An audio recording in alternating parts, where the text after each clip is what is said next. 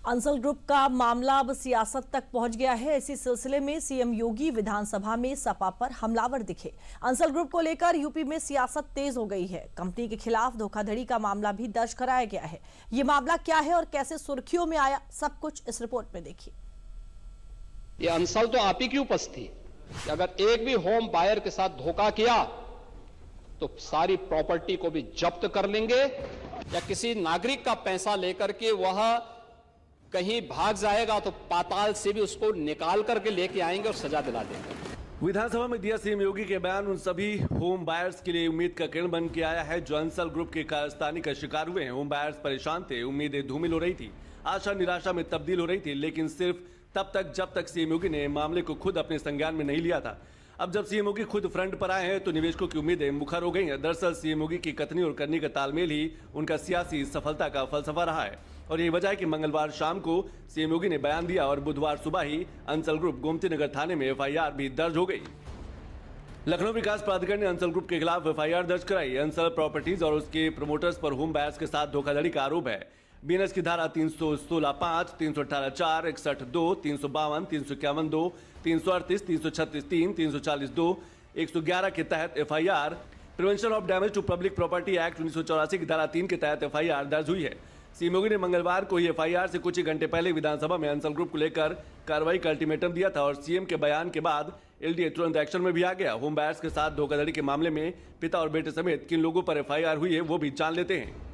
Ansal properties and infra limited promoter आरोपी number 2 Pranav Ansal, सुशील Ansal, Sunil Kumar Gupta, फेरेंसिटी Patrick Atkinson, Vinay Kumar Singh director, इन सभी पर सरकारी जमीन के धोखे से बचने का आरोप है। दावा है कि आरोपियों ने लोगों से जमीन के नाम पर अरबों रुपए हड़प लिए हैं। दरअसल समाजवादी पार्टी की सरकार में हाईटेक टाउनशिप नीति के तहत अंसल ग्रुप को हाईटेक टाउनशिप का विकास की जिम्मेदारी दी गई थी। 21 मई 2015 में लखनऊ सुल्तानपुर रोड पर 1765 एकड़ की जमीन का चयन किया गया। बाद में अंसल ग्रुप पर होम बायर्स के साथ धोखाधड़ी के आरोप लगने लगे हैं। अंसल ग्रुप में हजारों लोगों का पैसा फंसा होने का दावा है। सीएम योगी ने विधानसभा में अंसल के संरक्षण के लिए सीएम योगी ने समाजवादी पार्टी को निशाने पर लिया है। ये अंसल तो आप ही की उपस्थिति, आप ही के समय में उसको उसकी सारी इलीगल मांगों को पूरा करके निवेशकों के साथ और होम बायर्स के साथ धोखा हुआ है। ये सब समाजवादी पार्टी के समय में सारे काम हमारे सामने, उसको हमने कभी उसको ध्यान को नहीं किया। आपने उसके लिमिट को बढ़ाया था, हमने उसको घटाया था और शिकंजा कस करके आज उसको इस स्थिति में पहुंचा देंगे। अगर एक भी होम बायर के साथ धोखा किया तो सारी प्रॉपर्टी को भी जब्त कर लेंगे, किसी होम बायर के साथ खिलवाड़ नहीं होने देंगे। लेकिन मैं इस बात के लिए भी आश्वस्त करूंगा कि अगर किसी को गलतफहमी होगी कि किसी गरीब का पैसा या किसी नागरिक का पैसा लेकर के वह कहीं भाग जाएगा तो पाताल से भी उसको निकाल करके लेके आएंगे और सजा दिला देंगे और सबको हम गारंटी देंगे कि उसका पैसा उसको मिल जाए। दरअसल अंसल ग्रुप ने हाल ही में खुद को दिवालिया घोषित कर दिया है और बीते करीब एक दशक से लखनऊ में ही 5000 से अधिक होम बायर्स के पैसे अंसल ग्रुप की अलग अलग प्रोजेक्ट में फंसे हुए हैं। ऐसे में अंसल ग्रुप ने खुद को दिवालिया घोषित किया तो होम बायर्स में हड़कंप मच गया। होम बायर्स इसके विरोध में धरने पर आया तो मामले में सीएम योगी ने खुद संज्ञान लिया, लेकिन जब सीएम योगी ने समाजवादी पार्टी को इसका जिम्मेदार ठहराया तो अखिलेश यादव को यह नागवार गुजरा। अखिलेश ने ट्वीट करके बीजेपी सरकार पर निवेशकों को निशाना बनाकर अपनी विफलताओं को छिपाने का प्रयास करने का आरोप लगाया। चोर की दाढ़ी में तिनका।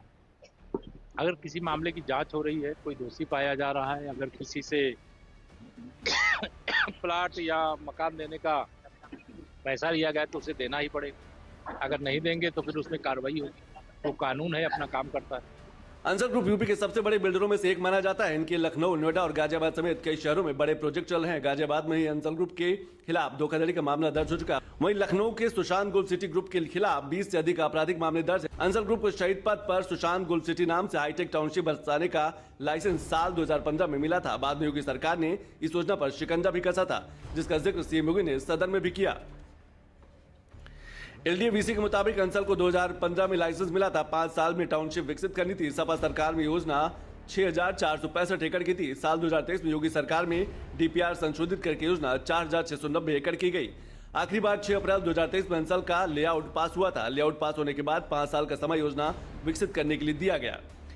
ये सब समाजवादी पार्टी के समय में सारे काम हमारे सामने, उसको हमने कभी उसको ध्यान को नहीं किया। आपने उसके लिमिट को बढ़ाया था, हमने उसको घटाया था।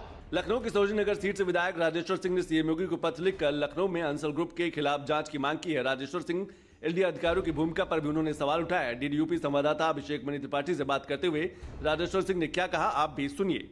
सर, एक मामला आया सामने अंसल का, जिसको लेकर आपने पत्र भी लिखा है मुख्यमंत्री योगी आदित्यनाथ को, क्या कुछ है उस मामले में? नहीं, अंसल मामले में होम बायर्स बहुत परेशान हैं। उन्होंने पैसा दिया था जो कि उनको पोजीशन नहीं मिला है। अंसल ने काफ़ी समय से उनको लटका रखा था। उन्होंने शिकायतें भी करी और एक एनसीएलटी का आदेश आया जिसमें अंसल को दिवालिया घोषित कर दिया गया। इससे उनकी चिंता बढ़ गई है, जिसके कारण इस मामले को हम लोगों ने माननीय मुख्यमंत्री जी के संज्ञान में लाए। उन्होंने बहुत ही कठोर कार्रवाई करते हुए एफआईआर दर्ज कराई है, जांच के आदेश दिए हैं और अंसल से ये स्पष्ट कर दिया है कि कोई आदमी गरीब होम बायर्स का पैसा लेके भाग नहीं सकता उत्तर प्रदेश में। उसके खिलाफ कार्रवाई की जाएगी और उसको जमीन और प्लॉट देना रहेगा। सर, एक आपने और पत्र लिखा है जिसमें एलडीए के कुछ अधिकारियों की संलिप्तता है, उसको लेकर भी आपने मुख्यमंत्री जी को बिल्कुल, जब इतनी शिकायतें आ रही थी तो मैंने मुख्यमंत्री जी का ध्यान उस तरफ डाला है। जब इतनी शिकायतें आ रही थी तो ये भी हमें देखना चाहिए एलडीए और इत्यादि ने क्या कार्रवाई करी, क्योंकि उनकी जिम्मेदारी थी, उनके साथ एमओयू था, उनकी जिम्मेदारी थी, देखना चाहिए था। अंसल ग्रुप के पास साल 2028 तक टाउनशिप के विकास करने का समय था, लेकिन अंसल ने खुद को दिवालिया घोषित कर निवेशकों के भविष्य को अधर में डाल दिया। ऐसे में अब न सिर्फ अंसल ग्रुप का लाइसेंस रद्द होगा, बल्कि योगी सरकार उससे निवेशकों का पाई वसूलने की तैयारी में है।